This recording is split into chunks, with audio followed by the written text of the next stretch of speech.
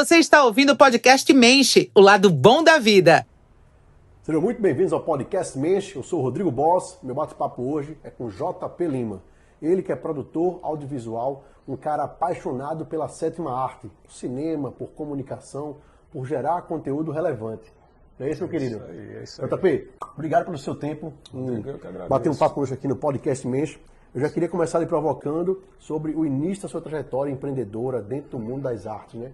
Em que momento surgiu aí a ideia de ser um produtor audiovisual, de querer imergir, né, como profissão mesmo dentro da sétima arte, que é desafiador, empreender no Brasil já é desafiador, empreender dentro de cinema, de comunicação é mais ainda, né? É verdade. A coisa começou assim. Eu sempre trabalhei com essa parte de comunicação, até por interferência da própria família. Minha família toda é família de comunicadora, né? De comunicadores. E meu pai é cartunista. E isso eu comecei, na verdade, com cartoon, fazendo tirinhas para o jornal, né?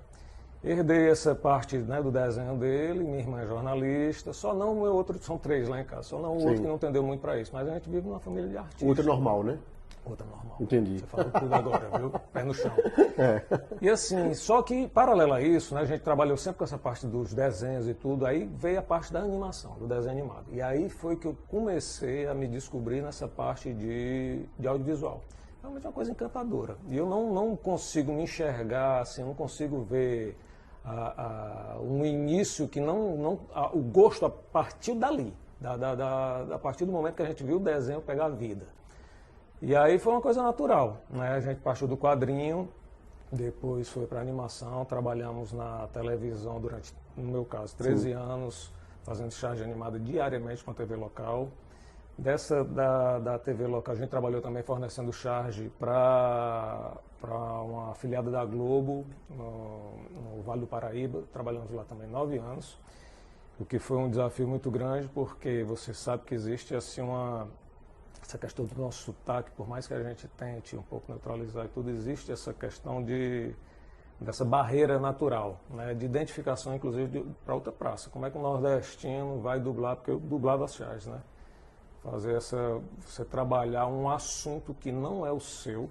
Isso foi um grande desafio nessa época, fazer charge animada para São Paulo. Porque eles me davam a pauta. Só para contextualizar, a gente está falando de mais ou menos que década, que ano? Não, isso foi em 2000. Na verdade, comecei na televisão em 2003, na TV, né, fazendo charge para a TV local aqui.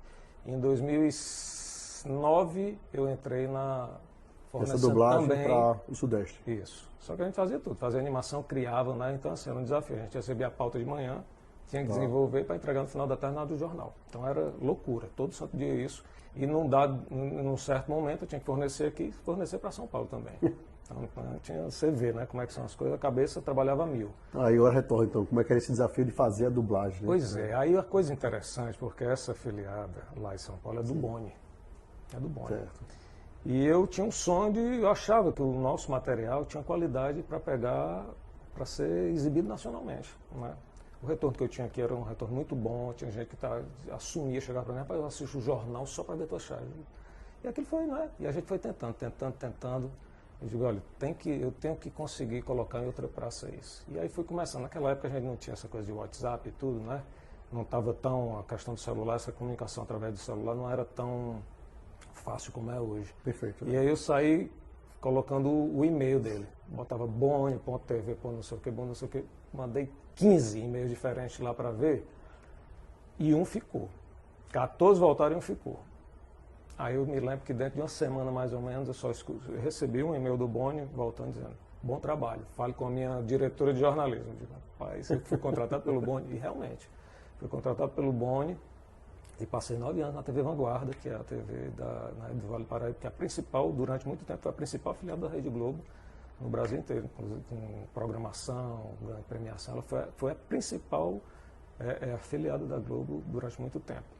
E aí volta ao desafio, né? Porque assim, ele é um cara que tem uma visão diferente dos outros, né? Porque já tinha, não estou querendo me incluir no rol do Chico Anísio, do Renato Aragão, mas ele sabia que a questão do nordestino não era empecilho para poder né? Você... Expandir nacionalmente. Não, né? de jeito nenhum, né? Como vários outros. Até porque essas grandes referências, né, abriram portas, né? Claro, entendeu? A gente tem referência. Para muitos profissionais e para muita parte do se humor também, adequou à realidade do Sul e Sudeste, entendeu? Do Sudeste principalmente. Eles foram sempre fidedignos com aquilo que eles eram, né? Renato Aragão chegou falando do jeito que a gente sabe, né? Como nordestino, entendeu?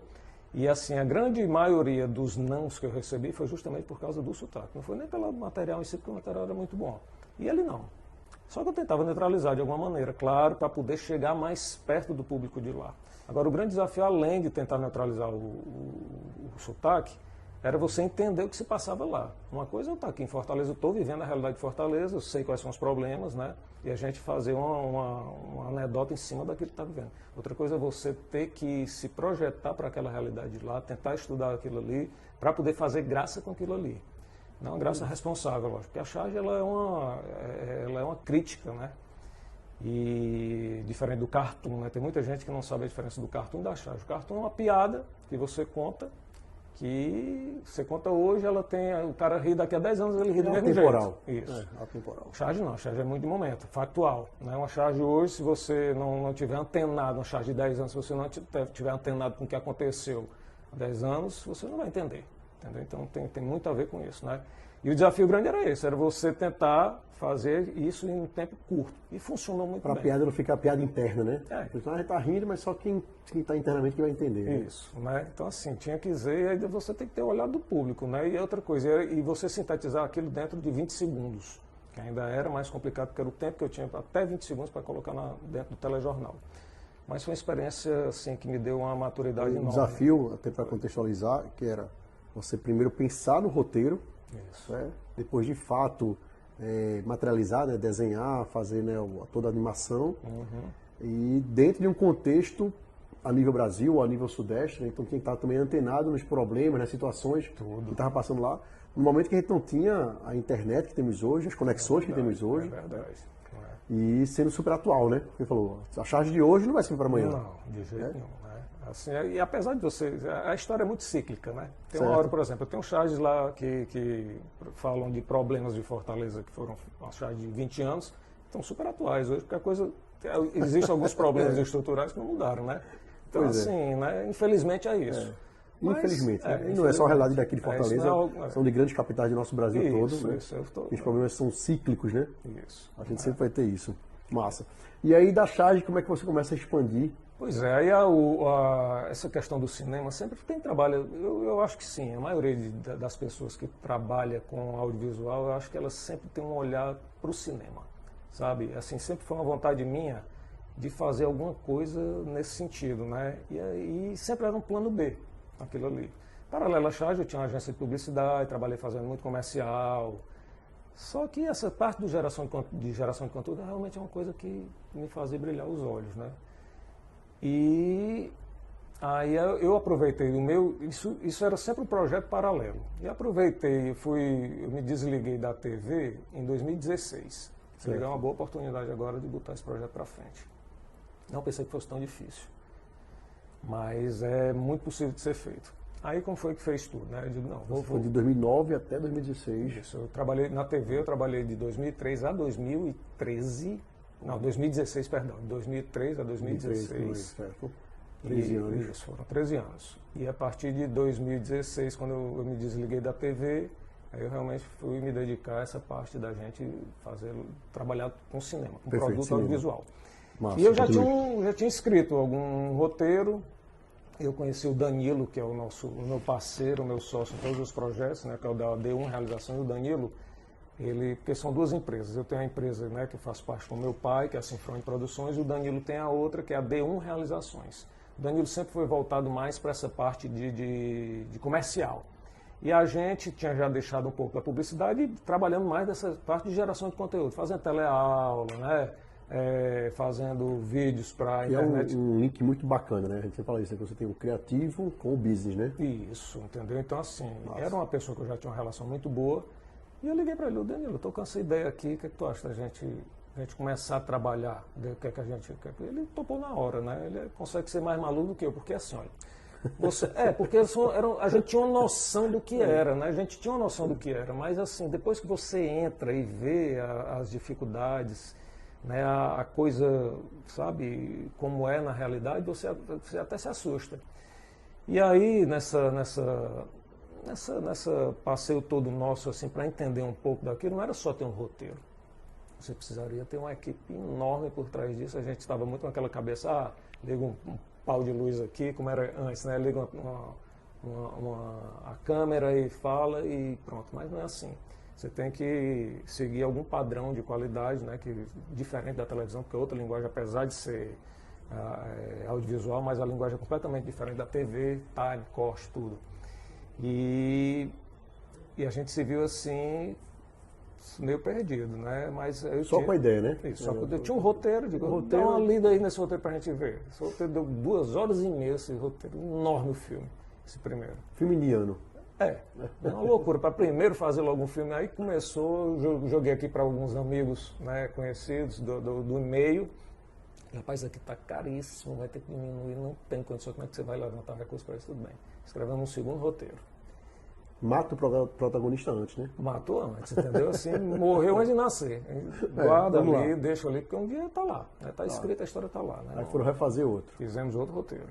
Jogamos de novo para os nossos conhecidos também, não foi muito aceito. Para o terceiro. Só que os primeiros roteiros o primeiro levou 1 ano para ser feito, o segundo levou quase 7 meses. E esse outro, eu digo, rapaz, eu tenho que criar alguma coisa aqui para a gente poder viabilizar. Né? Não adianta eu viajar muito. É interessante, JP, a gente, né, contextualizar isso aí para quem nos assiste e nos ouve, é a questão da persistência da cabeça do empreendedor ali, né? Você é o criativo, né, o cara da comunicação, estava entrando no cinema, e aí você leva 1 ano para fazer um roteiro. Ah, massa, não é aceito. Mas 7 meses fazer o segundo. Não, legal, mas também não roda, não aceito. Aí vem pro terceiro ano, você fala agora. Então, exatamente. Persistência de, tem que fazer acontecer. E assim, eu não tinha um plano C. Né? Eu tinha um plano A, que era a TV, tinha um plano B, que era o cinema, o plano C não tinha. Então aquele passou a ser meu plano A, e tinha que fazer funcionar. E aí de uma loucura, acho que eu escrevi em 5 dias esse roteiro. E aí quando a gente jogou, todo mundo gostou. Que bom. Era gente querendo fazer fila para participar do projeto e tudo. E, rapaz, Danilo, pronto, funcionou, vamos botar para frente. Só que aí é aquela história, né? Hoje, quando a pessoa pensa em cinema, a primeira dificuldade que vem é a questão da produção, realmente. Né? Acho que, mas quando você passa a entender mais ou menos o mecanismo, a dificuldade maior é levantar recursos, porque não é barato, não é uma coisa cara cinema. Segundo, vem distribuição, que a gente vai chegar já lá de uma forma bem rápida aqui. A terceira, produção, por incrível que pareça. Produzir hoje, de forma independente, é a coisa mais fácil, apesar de ser difícil, do que as outras 2 etapas que eu preciso para o cinema e para as telas. Então, assim, aí a gente correu atrás de patrocínio, né, não foi uma tarefa fácil. O empresário, principalmente aquele que não está acostumado a receber uma visita, o cara bater lá na porta e dizer, olha, tem um filme para fazer, ele não está. Né? E outra coisa, tem a mentalidade muito imediatista também. Né? A gente está muito acostumado, empresário, eu não estou falando isso de uma maneira pejorativa, mas é realmente aquela ideia de que você faz um investimento aqui e você quer aquilo o mais rápido possível. E o cinema não funciona desse jeito. O cinema é um material de médio prazo. O filme que você está assistindo hoje, provavelmente ele foi, sei lá, começou a ser pensado há 5, 3 anos atrás, entendeu? Então, assim, não é uma coisa imediata, né? E esse é o grande desafio, de você fazer um projeto que esteja atual mesmo depois de ser produzido, né? Depois de ser lançado. O filme, né? Tem filme hoje que você assiste com 40, 30 anos que é altamente atual, né? Então, assim, a gente se preocupa muito com isso. E o que é interessante? Aí a gente tenta, né, buscar no empresário, tentar colocar na cabeça do empresário que ele está colocando a marca dele, apoiando dentro de um produto atemporal. Então o filme ele não tem prazo de validade. Né? Então ele eterniza a marca dele dentro daquilo ali. E é muito interessante. E a gente se vale muito de uma lei do audiovisual, que é uma lei de incentivo, que os empresários podem colocar um percentual do que eles gastam, né? Que eles têm que gastar obrigatoriamente. Com imposto de renda, ele pode colocar até 4% em cima do filme. Então, assim, não precisa ter verba de marketing. né? Não precisa estar com aquele... Aquele já está destinado, né? Se não for para o pagamento de imposto, ele pode destinar para então, a lei de assim, incentivo, né? A gente são assim. Isso, mas é uma coisa ainda que está muito incipiente aqui. Mesmo assim, como eu falo, tem muitos empresários, muitos industriais que não têm o conhecimento disso. Isso, né? Falta o conhecimento para saber que pode ser feito de forma legal. É verdade. Isso é importantíssimo, né? Porque a nossa... E como foi o primeiro? Pois é, o primeiro foi o Filho Único do Meu Pai. Uma comédia, mas uma comédia assim, não é uma comédia, eu sou muito, assim, a gente tentou fazer uma coisa sem ter muito o estereótipo do nordestino, sabe? Porque já tem muita gente produzindo coisa boa aqui desse jeito, já tem muita gente que conhece a gente por praia, né, sertão. Digo, vamos fazer uma história urbana. Por que a gente não faz uma comédia urbana, tirando um pouco do regionalismo, mas sem negar as raízes, entendeu? Claro. Tirar um pouco dessa nossa gíria cearense, vamos trabalhar uma coisa mais neutra, até assim, estrategicamente, para a gente poder quebrar um pouco dessa barreira cultural que existe. Pô, a gente vai ali para Recife, você já nota o sotaque diferente, entendeu? Se eu for assistir um filme rodado no Rio Grande do Sul, do jeito que eles falam lá, dificilmente eu vou entender alguma coisa. Lá tem uma coisa ou outra que eu não vou entender e não vou me identificar. Então a gente procurou fazer uma história que pudesse acontecer em qualquer lugar do mundo, né, convenientemente, em Fortaleza com pano de fundo, a gente mostrou uma fortaleza... O Filho Único do Meu Pai. Isso, a gente mostrou uma fortaleza urbana que pouca gente conhece, entendeu? Legal. Não explorou essa questão de praia e nem essa coisa do nordestino coitadinho, de brincar com a própria desgraça. Não, vamos fazer uma coisa neutra. E funcionou muito bem. Funcionou muito bem. E a gente rodou esse filme em 2018. Certo. A ideia era lançar em 2019, só que aí houve uma mudança de governo. E aí, como o filme é chancelado pela Ancine, acabou zerando tudo lá, voltou para a estaca zero, a gente teve que reprogramar. Mais um desafio, hein? Mais um desafio, né? Tá. E aí, quando a gente programa para 2020, o que é que acontece? Pandemia. E aí você sabe que isso daí, o cinema foi altamente impactado, porque o cinema é coletivo, né? Uma experiência social ali, entendeu? Que não tem como. Tanto na parte de produzir, que requer muita gente para fazer, Perfeito. quanto a sala de cinema que não tem, né? Outra explicação, não ser muita gente aglomerada. Por mais que hoje temos até os streams tomando conta de várias marcas de streaming, né? O ir no cinema é uma experiência única, né? Única, exatamente. Não vai perder isso. É uma experiência social o cinema, entendeu? Porque Também, assim, uma coisa você está assistindo também, um filme, você se contamina com a reação das pessoas do seu lado, entendeu? Então é uma coisa realmente, né? E é por isso que eu acho que nunca vai acabar o cinema. Aí foi quando pro ar ele? Aí foi em 2000, aí conseguimos colocar em 2021, logo pós-pandemia. Tá. Só que aí qual foi o grande problema? Justamente porque a gente ainda não podia lotar as salas, tinha aquela história do cara entrar de máscara, tinha que pular um assento, né? Tinha que ter aquele espaço. E o grande desafio foi conseguir um espaço, porque tinha muita coisa represada de Hollywood, inclusive. E a gente sabe que eles que mandam nas janelas aqui, né? Eles que preenchem tudo. E o que sobra ali é que a gente tenta colocar. Pegar um encaixe, né? E assim, foi muito bom pra gente, por quê? Porque além disso a gente conseguiu lançar. Existe muita produção brasileira que é feita e não vai para cinema, por incrível que pareça. E de gente grande, né? Porque a gente é pequeno realmente, a gente trabalha de forma realmente muito enxuta, mas muito eficiente. E muita qualidade das entregas também, né? E não tem nenhum grupo grande, né, para a gente furar a fila. E a gente saiu e o exibidor, a gente não conseguiu um distribuidor por causa dessa loucura da realidade, e a gente virou um distribuidor, falei, Danilo, vamos fazer o nosso canal de distribuição, vamos distribuir esse filme. E saímos visitando. Saiu no A1 distribuindo. Pronto, aí fomos para os exibidores, direto para o exibidor, porque o cinema funciona assim, tem um produtor, que sou eu, que produzo, e eu preciso de um distribuidor que faz o contato, o link. Isso. Do produtor para o exibidor, que é o cinema, a televisão, Netflix, entendeu? Então eu preciso sempre desse intermediário. E nós viramos o nosso próprio distribuidor, porque a gente na época não por necessidade, na verdade. Por necessidade. E aí fizemos o lançamento, conseguimos, tivemos um retorno positivo, foi muito bom, colocamos ainda em 7 cidades, entendeu? E assim, dentro do que a gente estava imaginando, a gente estava muito perto de não lançar mesmo para stream ou televisão direto. Mas aconteceu nos 45 segundos do segundo tempo, aconteceu de gerar interesse. E foi muito bom, porque isso deu a segurança para a gente continuar. Eu digo, olha, o primeiro produto, foi um aprendizado enorme, porque eu acho que talvez seja o pior momento de você trabalhar com cinema, foi a questão da pandemia. E a gente assim mesmo conseguir, é porque a gente tem alguma qualidade. Vamos tocar para frente. E aí está hoje nessa. E eu já soube que tinha começado também a gravação para o Filho Único do Meu Pai 2. Isso, a gente já está em pré-produção, né, que é o preparado todo. Certo. E aí a gente vai, provavelmente agora em segundo, não sei quando é que a gente vai para o ar, mas agora no segundo semestre do ano a gente está filmando já ele, e para ser lançado no próximo ano. acabamos de rodar o nosso longa-metragem. Nessa gravação, vai ter também a participação de Sandra Sombra. Sandra porque ela teve uma participação, acho que foi no Rebentos de Oscar, isso, de Oscar, né? De Oscar, Rebentos de Oscar. Isso. Aparece as costas dela. É verdade. Mas assim, até para aparecer as costas tem que ter talento, entendeu? Claro, não pode ser uma aparição de costas qualquer, né? De jeito nenhum. Quando a gente viu aquelas costas, não, aquilo ali vai funcionar demais, e funcionou.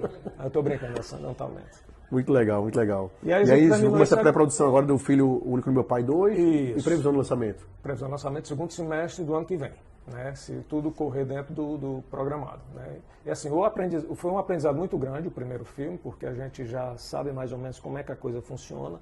Né. Então, assim, esse segundo, acredito eu que vai fluir melhor essa questão da distribuição. O que depende da gente, né, que é a parte da produção em si, tudo bem. Aí a gente realmente está bem seguro.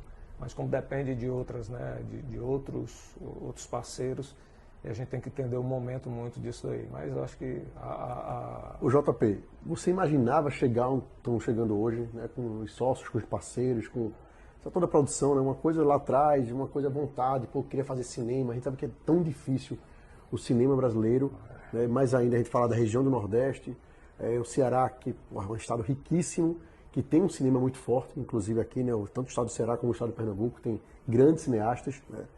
Sendo que aqui tem aquela questão que você falou até pejorativa, né? Sempre era o nordestino é o coitadinho, ou era sempre só filmes com muito humor sarcástico, né? Isso. Que é interessante, que é bacana, mas se todo mundo faz a mesma coisa, não se torna criativo, né?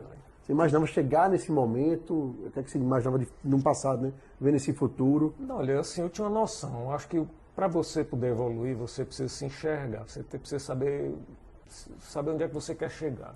Tem que ter um norte, né? E assim, eu sempre tive muita confiança naquilo que eu podia entregar e nas pessoas que estavam comigo. Isso é muito importante, entendeu?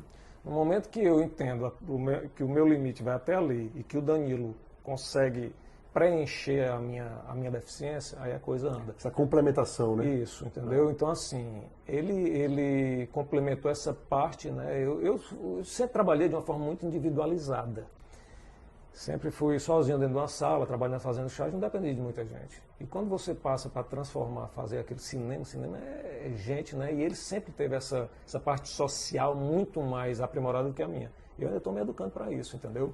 Legal. Mas é uma coisa fantástica, conheci muita gente, mas assim, eu imaginei a gente chegando onde chegou, eu acho que talvez eu tenha materializado isso, entendeu? Okay. Acredito muito nisso. Geralmente quando vem alguma coisa que quer tirar a gente do foco da gente, eu costumo pegar aquilo como uma motivação para ir à frente. Até porque foram muitos percalços, né? E acho que talvez o outro que não tivesse tão determinado assim com a ideia que a gente estava, ele já tinha desistido. Não é fácil. É uma coisa que hoje ainda está sendo feita por amor. A gente gosta daquilo que faz e o retorno vai vir dentro de um tempo que a gente ainda não sabe calcular, mas que é certo. É questão da gente investir ainda nisso. Né? Com a persistência, com a dedicação, as coisas vão surgir, né? A gente vê os pares aí da gente, né, evoluindo, trabalhando da maneira correta. Não tem porquê você trabalhando da maneira profissional, tudo muito, né, de maneira honesta e transparente, não tem porquê não dar certo. Né? É questão só de tempo, realmente. E nessa brincadeira nós vamos para o terceiro longa. Né? Massa isso, né? Não é isso? Com todos os percalços que teve, né? Pois poderia ter existido há muito tempo já, né? Poderia. E para sair o primeiro, já tu falou, só demorar a questão de criar o próprio roteiro para isso acontecer, né? Fica difícil. Aqueles 2 primeiros roteiros que foram guardados, pensa em resgatá-los também? Só agora ele tem lá, ele está fazendo companhia dentro de uma gaveta lá com mais 12. Entendeu? Então, assim, a parte essa lacuna que a gente espera entre uma produção e outra, porque né, não é uma coisa do dia para o outro,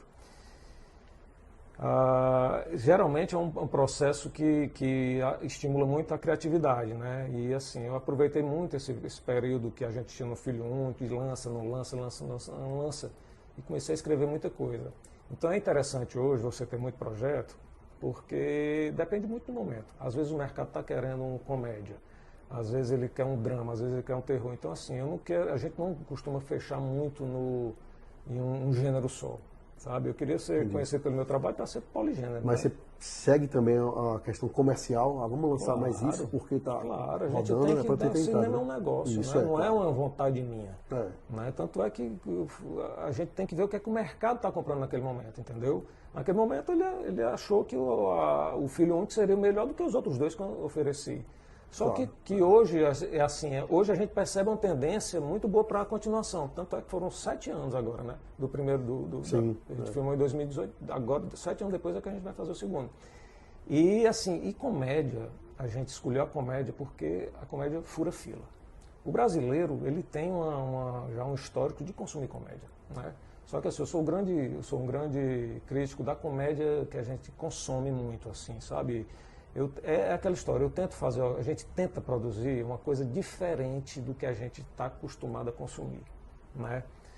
Existe muito filme brasileiro, aí eu entro numa crítica construtiva, eu assisto porque eu tenho que assistir, mas assim, às vezes você assiste uma comédia nacional que parece muito um programa de televisão, são sempre os mesmos atores contando as mesmas piadas, e a gente não quer, a gente quer fazer alguma coisa diferente, original, e uma coisa mais refinada, entendeu? Diálogos mais afiados, entendeu? Uma questão de uma textura de cinema, às vezes você olha, tem aquela coisa que parece muito, você pegou um programa de televisão, adaptou e jogou no cinema. Isso a gente não quer, é uma coisa muito que a gente trabalha para fazer essa distinção da coisa. Nunca vai trabalhar com a parte de regionalismo? Não, claro, por que não? Mas agora eu acho que não é o momento, porque já tem muita gente fazendo isso. Então a gente tem que perceber, a gente tenta fazer justamente isso, ver o que é que o mercado não está produzindo e a gente produzir aquilo ali.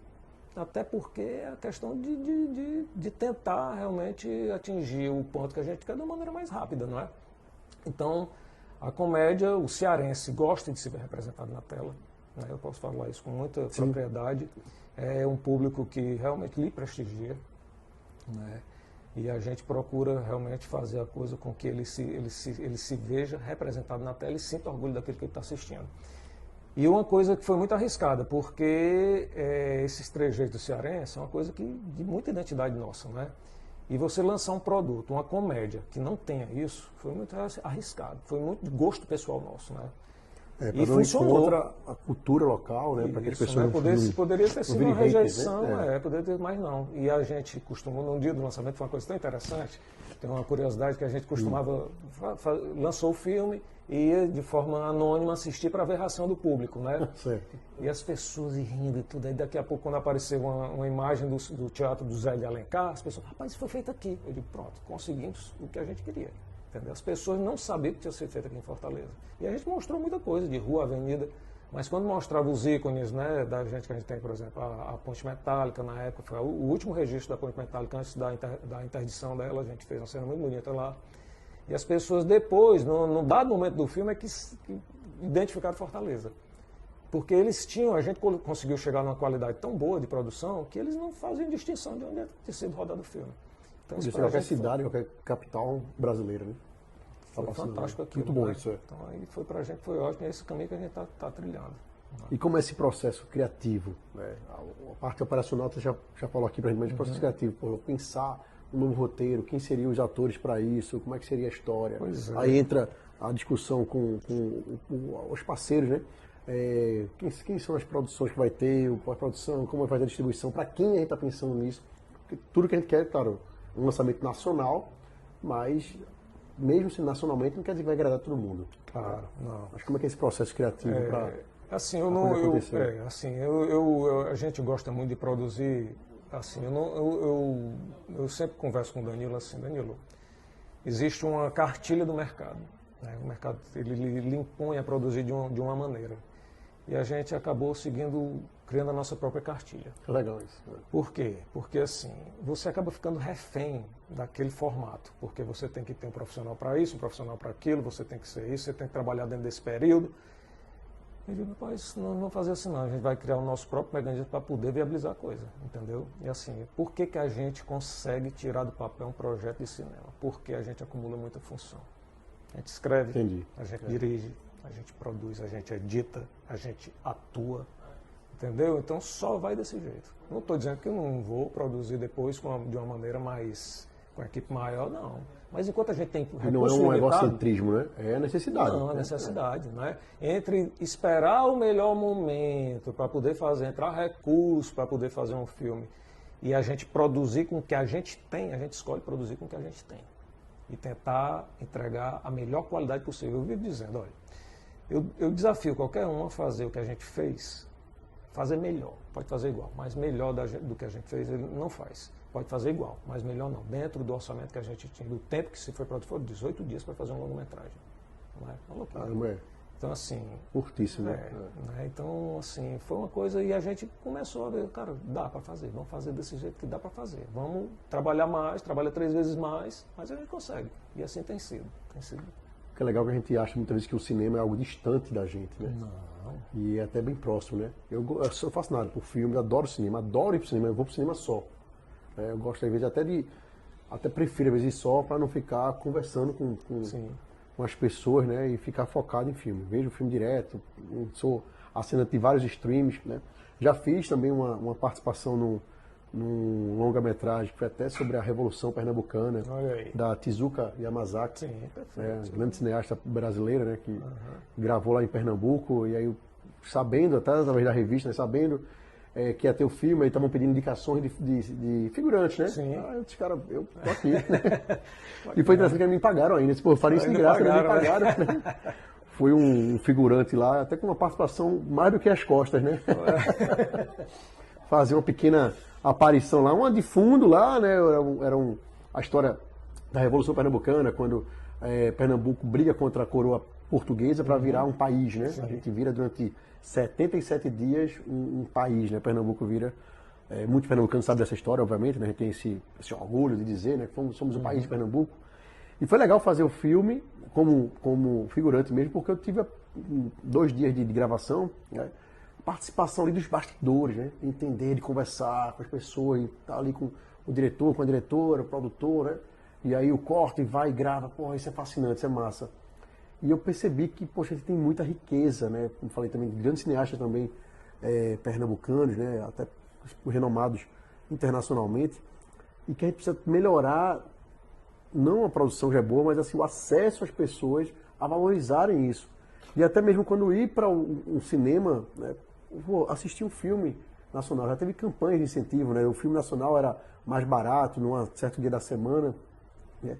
Mas eu acredito que a gente possa estar até através do podcast, incentivando que as pessoas assistam, critiquem, valorizem, se aproximem, porque o cinema é próximo, ele não é distante. Não, de jeito nenhum. Eu digo isso, próximo, você falou uma coisa certa, é uma coisa próxima, principalmente para o apreciador, né, o telespectador, o espectador. Certo.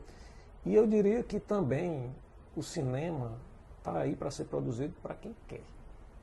Perfeito. Eu já ouvi não sei quem foi que disse que não, cinema é para quem pode, não, é para quem quer. Se você realmente quiser, você faz, porque hoje as coisas estão muito mais fáceis do que não vou longe não, do que há 7 anos, quando a gente fez o nosso primeiro. Hoje nós temos programas acessíveis para todo mundo, o equipamento ficou muito acessível, entendeu? Então, assim, vai depender muito da vontade, né? Da você força de tem para vontade, né? tirar do papel. Então hoje, qualquer um pode fazer? Faz, qualquer um pode fazer cinema hoje. Arregaça a manga, como qualquer outra coisa. Você vai botar um negócio qualquer, você vai ter trabalho, vai ter investimento, vai ter o tempo do retorno. Claro, né? Então, assim, funciona com o cinema do mesmo jeito, entendeu? E enquanto isso, a gente vai fazendo a nossa filmografia. E a gente está trabalhando. E vai ganhando nossos espaços, né? Exatamente. Né? O que a gente pode falar aí sobre futuro? O que vocês imaginam aí de futuro? Qual é a sua visão? O que é que você manifesta aí, né, para os próximos anos? O que eu me vejo muito, né, com os meus parceiros, a gente tirando boa parte desses projetos da gaveta, né? Fazendo acontecer. Eu tenho uma visão muito clara nisso. A gente quer ser referência no cinema de baixo custo, independente aqui do Ceará. E a gente vai chegar lá e a gente já está caminhando para isso, né? Primeiro passo, né? Isso, né? E assim, quem sabe, né? A gente fazer alguma coisa maior, uma coprodução com alguma outra empresa maior. Isso é o que sempre a gente está ventilando, né? A gente está sempre pensando mais. Algum lançamento internacional, isso tudo está na mesa. Tudo está na mesa e nada está descartado. A gente pensa realmente em ser referência no que a gente faz dentro do nosso modelo de negócio, né? e isso expandir. Quem sabe expandir esse modelo de produção para outras, né, outras praças. É isso que a gente está pensando. Isso é muito legal. JP, e no seu lado pessoal, né, como é que é o seu processo criativo, pessoal? Como é que é a sua conexão, inclusive, com Deus? Né? Você faz algum mantra, algum ritual? Né? Como é que você se conecta com o universo? Né? Sou um cara altamente espiritualizado. Né? E, inclusive, é um tema que me desperta muito interesse. A gente fez até, eu tenho uma série agora também para a gente lançar, que a gente está terminando, que fala muito dessa parte espiritual.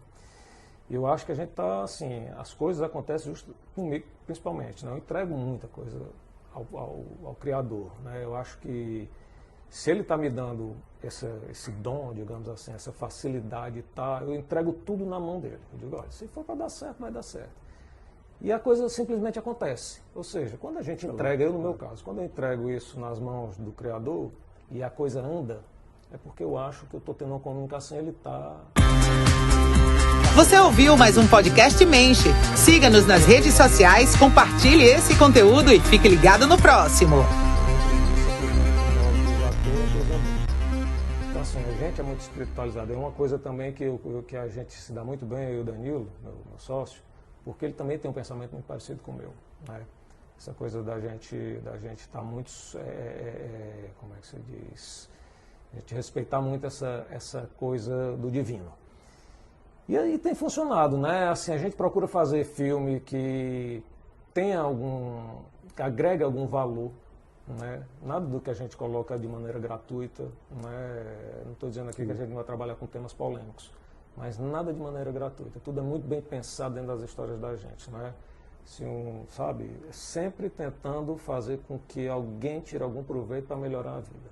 Essa é uma das nossas premissas. E sempre valorizar quem está trabalhando com a gente. Porque, assim, eu tenho que falar aqui das pessoas que se envolvem com a gente na produção, porque eles fazem realmente a coisa...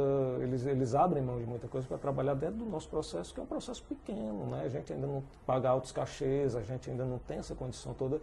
E eles compram o projeto de uma maneira, as pessoas, os atores, né, os nossos parceiros, equipe técnicas, todas de uma maneira assim tão generosa que eu preciso, não vou falar de todo mundo aqui porque eu vou me esquecer de alguém, mas quem está me escutando sabe quem é. E assim, eu acredito que isso seja uma bênção, alguma coisa, né, sobrenatural, sabe? Quando a gente tenta fazer a coisa direita, a gente atrai gente que quer trabalhar da mesma maneira e a coisa funciona. Isso é muito bom, muito importante. Eu sou também muito ligado a Deus, né? Em tudo aquilo que a gente faz, acho que Ele sempre está no controle de tudo. E eu gostei da sua fala quando você falou que a gente está conectado, né? A gente consegue entender, escutar e saber o direcionamento que vai ter. Acho que vocês são dois grandes empresários porque vocês não desistem, né? Vocês estão persistindo e não existe empecilho, né? Se esse caminho não é aqui agora, deixa na gaveta, né? Vamos partir para o próximo. Uma hora ele volta, né? E se tiver que voltar, vai vir outros. E sempre acontece, né? Muito bacana. Estou adorando nosso bate-papo. Mas nós temos uma limitação de tempo. Claro, né? Entendo muito bem como é que é isso. Até para deixar um gostinho de quero mais aí para quem nos escuta e nos assiste, né? Eu queria finalizar com você uma citação, uma frase, um pensamento, algo que te inspira, que você gosta, né? Que você pudesse compartilhar com quem nos assiste e nos ouve. Olha, eu gosto muito de uma frase que tem, inclusive, não sei, eu escutei uma vez e achei a pura verdade. Pode ser clichê, realmente é um clichê. Mas é aquela, sabe? A coisa só termina quando você desiste. Né? Então, assim... Legal isso. Desistiu, na hora que você desiste, aí é o fim da coisa. Enquanto você está recebendo, né? Enquanto as coisas não estão acontecendo, se você desistir, você ainda está no jogo. Se você não desistir, você ainda está no jogo. E você não desiste nunca, né? Não. É aquela frase brasileira, eu sou brasileiro, não desisto nunca, né? A gente se enquadra muito nisso, né? Tenta sempre estar com essa visão de superação, porque eu acho que, e assim, não é só voltar do cinema, não. A gente é o que você falou mesmo, o brasileiro em si, ele não vive, ele sobrevive. Né? Porque aqui a gente tem tudo, o ambiente é realmente muito desfavorável para negócio. Né? Mas o brasileiro, a gente que vinga numa realidade dessa, imagina a gente, né, como é que seria em outra realidade, em outro país, entendeu? Mas é isso, eu acho que o brasileiro aqui, ele dá lição, ele faz acontecer a coisa, e é por isso que quando ele vai para fora, ele é altamente valorizado, porque ele já tem um modo de operar diferente. Né? E eu acho que isso é motivo de muito orgulho. Eu me orgulho muito de ser brasileiro, apesar a realidade da política não tem nada a ver com o Brasil, com o povo, que eu acho maravilhoso, e me orgulho principalmente de ser cearense. principalmente ser cearense, de ver esse povo que não desiste, esse povo que apesar dos pesares está ali altamente hospitaleiro. E é muito bom ser nordestino de uma maneira geral, que eu acho incrível isso. O cearense é bacana, é sempre de um bom humor, né? O cearense tem isso, né? Já pode estar no meio da guerra, né? Vamos fazer uma piada, vamos tirar uma graça, né? Vamos... piada com desgraça. Ele é um povo, né? E eu acho isso bacana porque o bom da piada, de modo geral, o bom de fazer rir é quando você faz o outro rir, não você rir do outro, né? Isso, exatamente. E aí o povo cearense é muito isso, ele sabe fazer rir, porque ele ri junto, né? Um povo muito ele não ri do, né? Muito alegre, muito Isso é muito legal. Quem quiser acompanhar vocês nas redes sociais, seja para parcerias, para produções, ou mesmo para acompanhar o trabalho de vocês, quais são os arrobas? Pronto, tem o @D1 Realizações, que está lá tudo, né? A gente está usando muito a D1 para poder divulgar. D1 numeral? D1 numeral. D1 Realizações, certo. @D1 Realizações, e o meu pessoal, que é o @_JP Lima _, né? JP Lima todo por extenso, JOTAPE Lima. Então assim, está lá, quem quiser saber demais, entra em contato com a gente. Eu adoro trocar ideia, adoro conhecer gente nova, adoro, sabe, estudar possibilidades.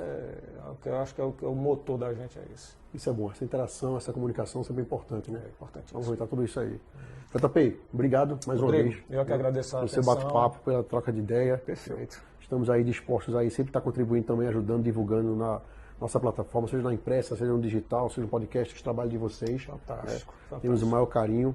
Nossa sócia aqui em Fortaleza, Sandrinha, que já é uma carta carimbada aí de vocês, né? Uma grande figurante dos filmes. Maravilhoso. Tenho fé que um dia ela vai ser uma pessoa que vai aparecer de frente. Né? Quem sabe, quem sabe, né? Estamos estudando essa possibilidade, né? Estamos estudando essa possibilidade.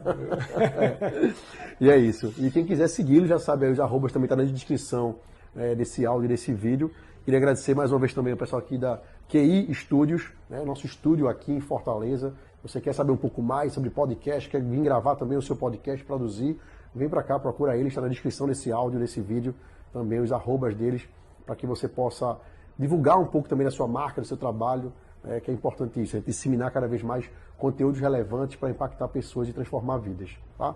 Quem nos segue já sabe, no @HeavyMensch, estamos sempre lá divulgando nosso trabalho e trazendo conteúdo relevante que transforma e que impacta. Tá?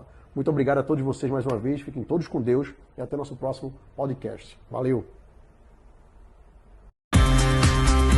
Você ouviu mais um podcast Menche. Siga-nos nas redes sociais, compartilhe esse conteúdo e fique ligado no próximo.